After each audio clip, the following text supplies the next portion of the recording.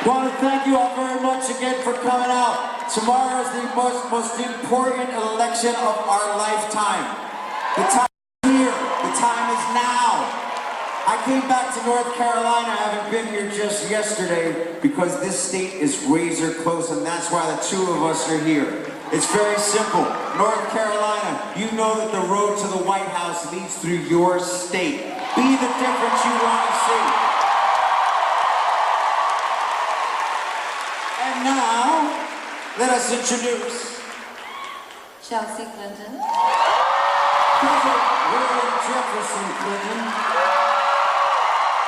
and our future Mrs. President. That's it. Mary Yeah.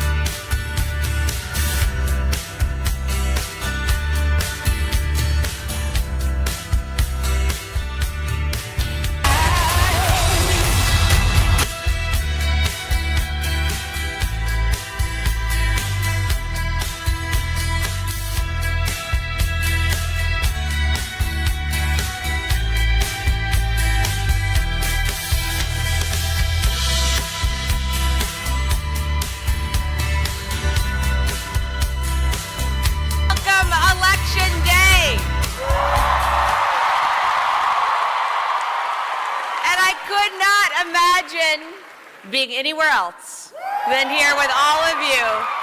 And I am so grateful to the thousands of organizers who have worked their hearts out across this country, including here in North Carolina, to the 1 million volunteers who have worked their hearts out across our country, including here in North Carolina. And I am so excited that I finally get to vote for my mom in a few hours.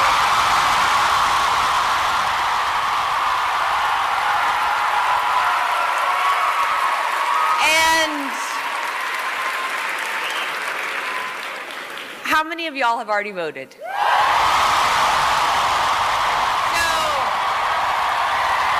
I just can't wait to raise both my hands with all of you in a few hours. Now, I think I'm the most excited person in our family. But my dad may be just as excited. And I am fiercely proud to be my mother's daughter. And I'm also really proud to be my father's daughter. So please join me in welcoming my dad, President Bill Clinton.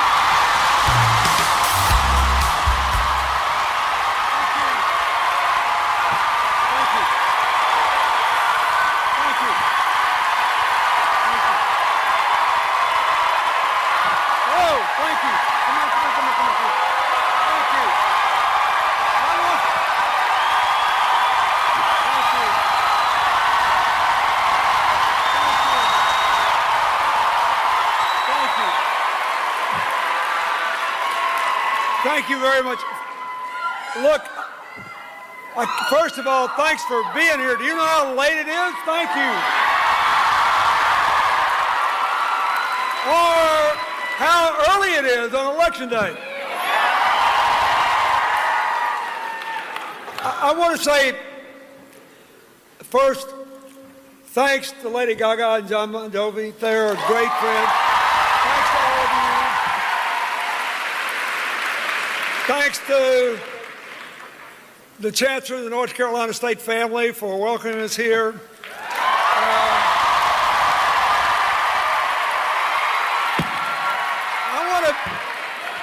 I also think, while Chelsea asked you the appropriate question, and most of you said yes, I think it's very important to know, as has been said before, how important you are to this election. When I was a boy growing up in Arkansas, we looked at North Carolina because of the university network, because of all that you had going for it, and we saw what we hoped was the future of our region. Today, we look at North Carolina, the fight you've raised for voting rights, the fight you raised for LGBT rights, the fight you raised for safety and justice. Today, and we see you got a chance to elect a senator, a governor, a lieutenant governor, a treasurer, an attorney general. You got a chance to point the way to a unified future.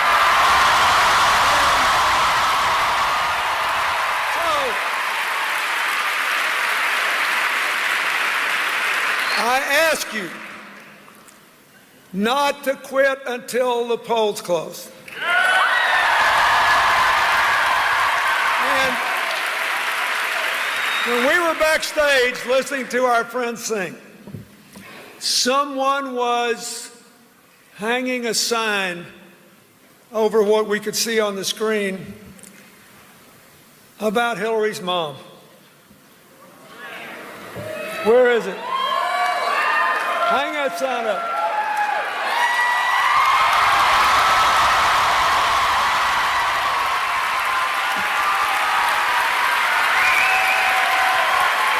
Thank you. Well, she was an unbelievable human being, and she was right. And so was I, 45 years ago.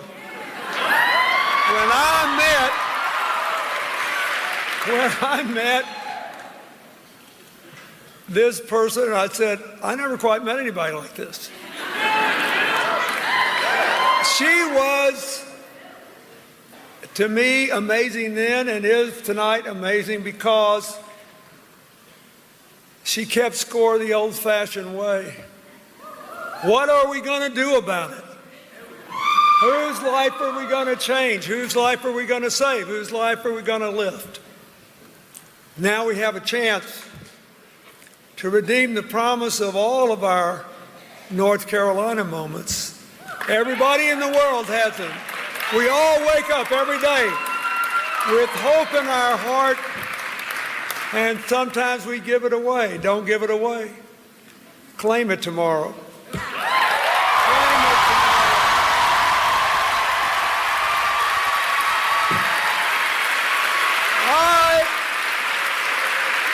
Thank you for being here and ask you to be there until the last person votes for the next president of the United States.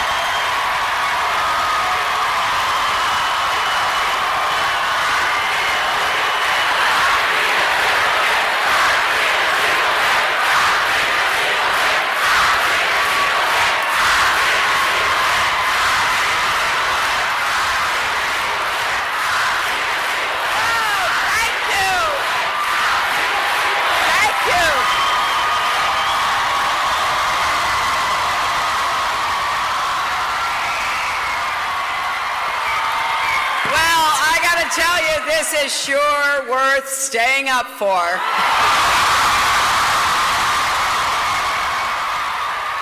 It is so great to be here in Raleigh, here at North Carolina State University.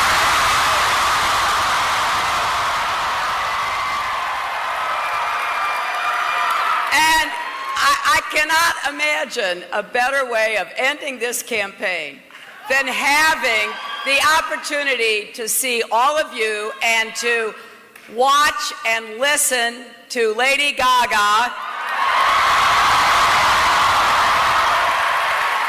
one of the most inventive, creative, and passionate performers whose range goes from A to Z and beyond.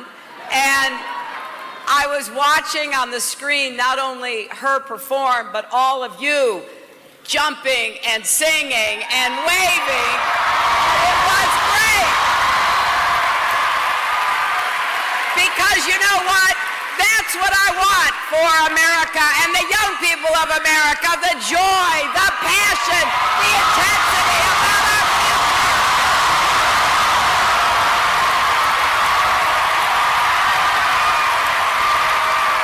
And, you know, our longtime friend, John Bon Jovi, was with us. He was with us up in Philadelphia where he and Bruce Springsteen sang.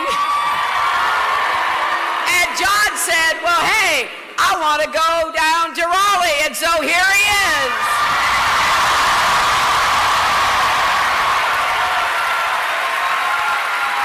And you know, between now and the time the poll closes tomorrow, we are going to be living on a prayer.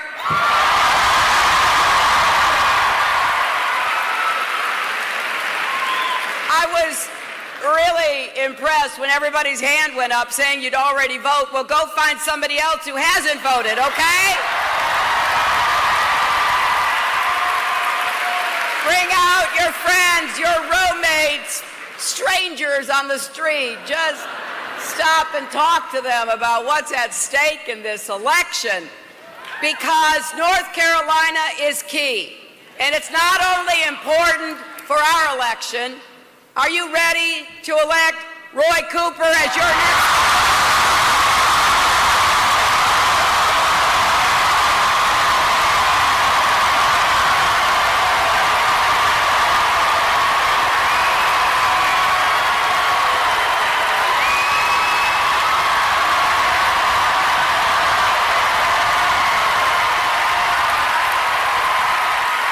Well, I sure hope so. I sure hope so, and I hope you're ready to elect Linda Coleman, your lieutenant governor.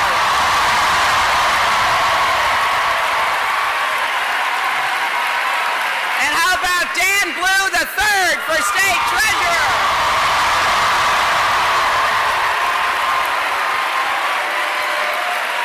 And I really, really hope you will send Deborah Ross to Washington.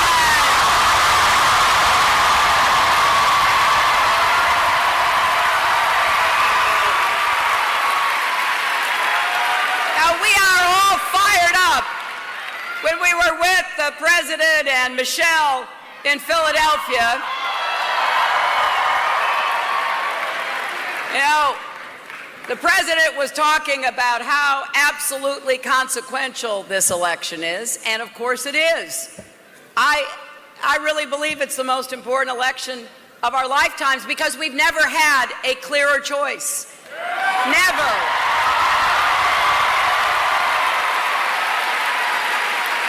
It is a choice between division or unity, between strong, steady leadership or a loose cannon who could risk everything. It's a choice between an economy that works for everyone, not just those at the top. And it is a choice that really goes to the heart of who we are as Americans. What I saw before I came in and what I see now is a sense of potential, of joy. There is no reason, my friends, why America's best days are not ahead of us if we reach for them together.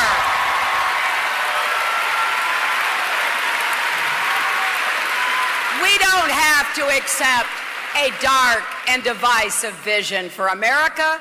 Tomorrow you can vote for a hopeful, inclusive, big-hearted,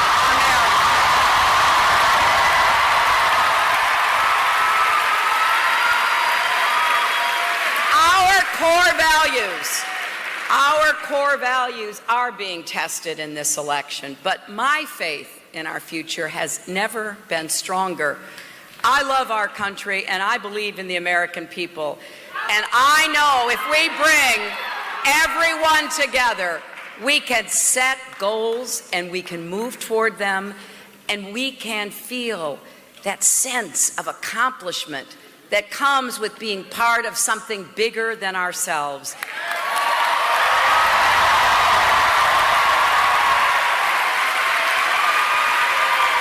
You know, one of the great privileges of crisscrossing the country as I have in this campaign is meeting remarkable people, people who stand up against the odds, people who, like my late mother, people who understand that everybody gets knocked down. What matters is whether you get back up, whether you believe you can keep going. Last night in Manchester, New Hampshire, I had the honor of being introduced by an extraordinary man, Khizr Khan, whose son, Captain Khan, was killed serving our country in Iraq. You may remember Mr. Khan's speech at the Democratic Convention.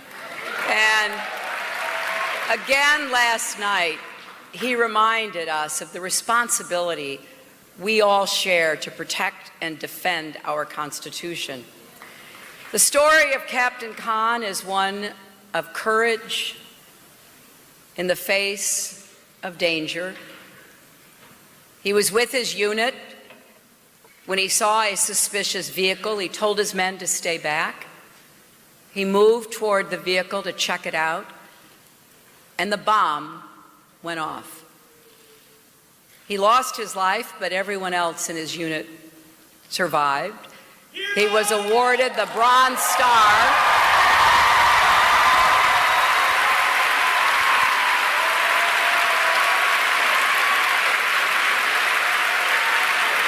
And this intensely personal tragedy that the Khan family experienced, becoming a Gold Star family, was one that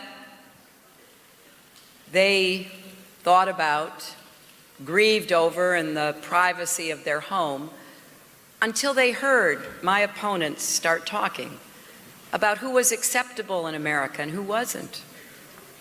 The categories of people, starting with immigrants, including African Americans and Latinos and POWs and Muslims, the list went on.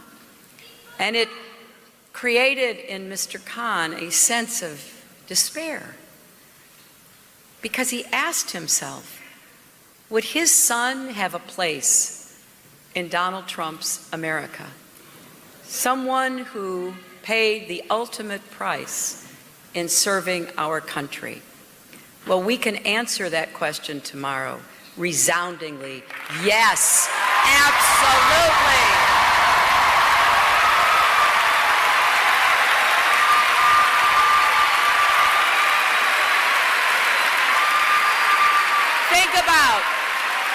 Think about how generations of Americans throughout our history have come together to meet the tests of their time.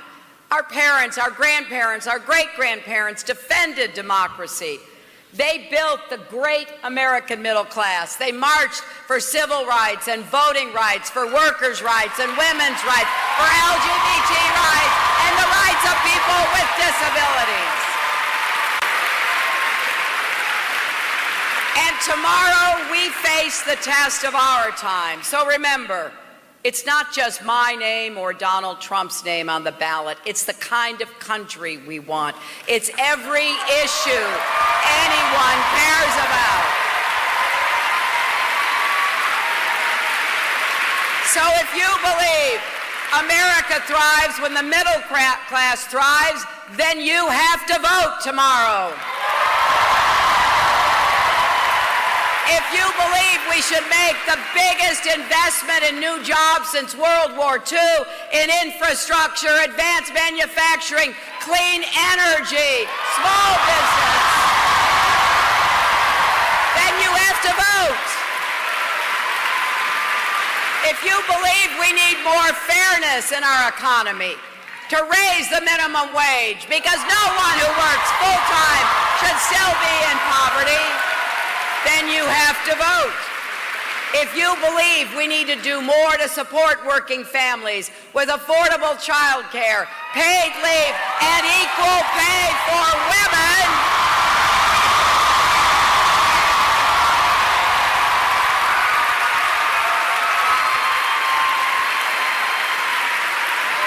then you have to vote. And remember, when my opponent says, every time I talk about these issues, that I'm playing the woman's card, well, you know what I say, deal me in.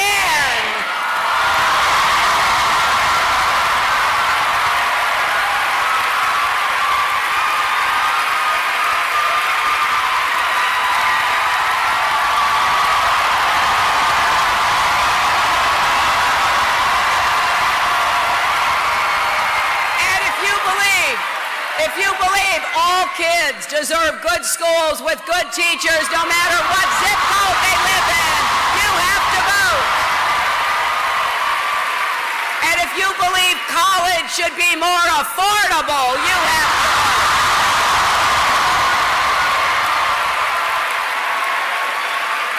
Bernie Sanders and I worked on a plan to make public colleges and universities tuition-free.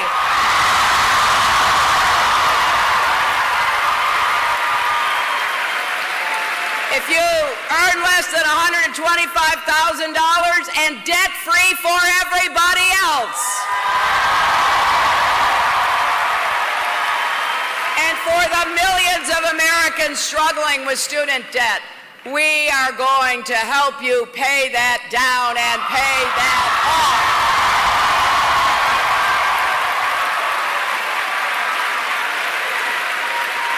If you believe in science and that we've got to address climate change, you have to vote. If you believe we need to reform our criminal justice system so everyone is treated fairly, then you have to vote. And if you believe we should never write discrimination into our laws,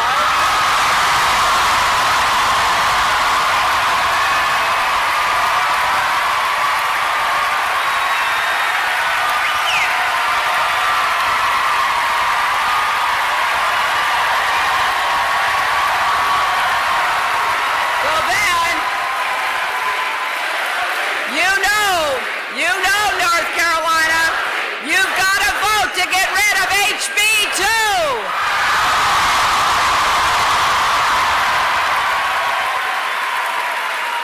Now, this is so energizing, we could keep going with a long list.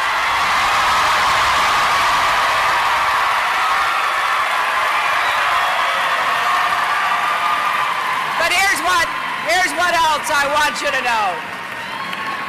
Good thing this election didn't land during exams. That's all I can say.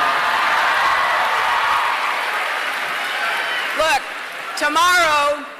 tomorrow night, this election will end, but I want you to understand, our work together will be just beginning.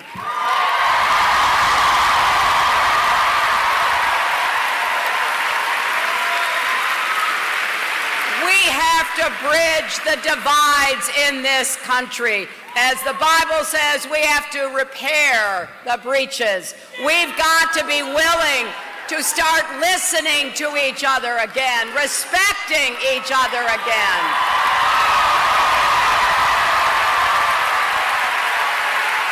And I want to thank Gaga because she has always stood for that fundamental principle of respecting everybody.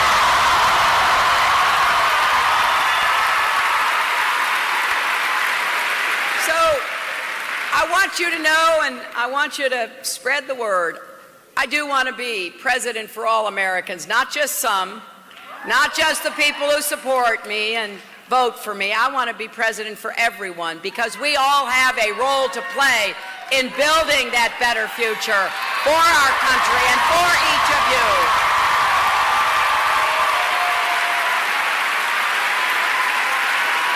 So, if you haven't voted yet, go to iwillvote.com. You can get all the info you need, and you can still sign up to volunteer, right?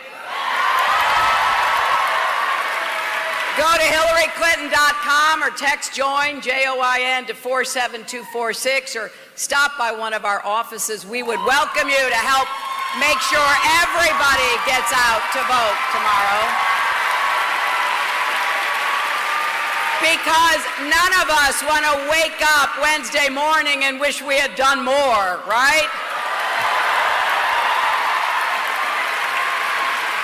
And years from today, when your kids and grandkids ask what you did in 2016 when everything was on the line, you'll be able to say, you voted for a stronger, fairer, better America.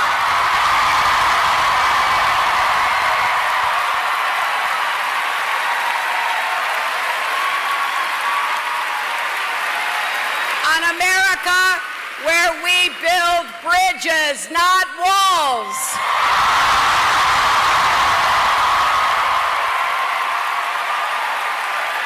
And where we prove conclusively that yes, love trumps hate. Thank you. Let's go vote, North Carolina.